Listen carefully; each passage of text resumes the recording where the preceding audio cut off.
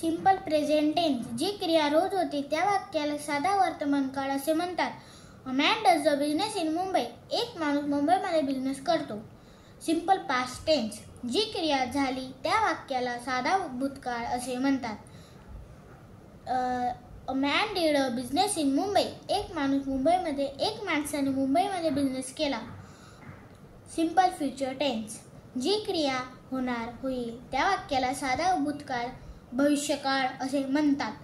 A man will do a business in Mumbai. एक माणूस मुंबईमध्ये बिझनेस करेल या करणार. प्रेझेंट कंटिन्युअस टेन्स जी क्रिया आता चालू आहे त्या वाक्याला चालू वर्तमान काळ असे म्हणतात.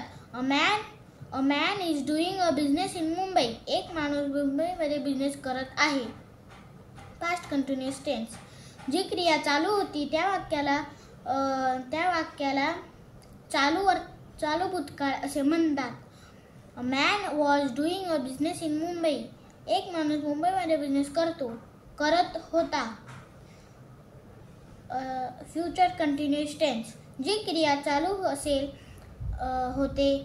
होत असेल त्या वाक्याला चालू भविष्यकाळ असे म्हणतात.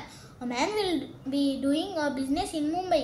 एक माणूस मुंबईमध्ये बिझनेस करत असेल. प्रेझेंट परफेक्ट टेन्स जी क्रिया पूर्ण झाली आहे त्या वाक्याला पूर्ण वर्तमान काळ असे म्हणतात.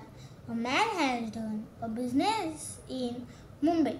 एक माणसाने मुंबईमध्ये बिझनेस केला आहे. पास्ट परफेक्ट टेन्स जी क्रिया पूर्ण झाली होती त्या वाक्याला पूर्ण भूतकाळ असे म्हणतात. A man had done a business in Mumbai. एक माणूस मुंबईमध्ये बिझनेस केला होता. फ्युचर परफेक्ट टेन्स जी क्रिया पूर्ण झाली असेल त्या वाक्याला पूर्ण भविष्यकाळ असे म्हणतात. A man will have done a business in Mumbai. एक माणूस मुंबईमध्ये बिझनेस केला असेल. प्रेझेंट परफेक्ट टेन्स जी क्रिया खूप वेळापासून आतापर्यंत चालू आहे त्या वाक्याला चालू पूर्ण वर्तमान काळ असे म्हणतात. A man has been doing a business since January. एक माणूस मुंबईमध्ये बिझनेस करत होता. पास्ट परफेक्ट कंटिन्युअस टेन्स जी क्रिया खूप वेळापासून चालू होती त्या वाक्याला चालू पूर्ण भूतकाळ असे म्हणतात. A man had been doing a business since January. एक माणूस मुंबईमध्ये बिझनेस करत असेल. थँक्यू.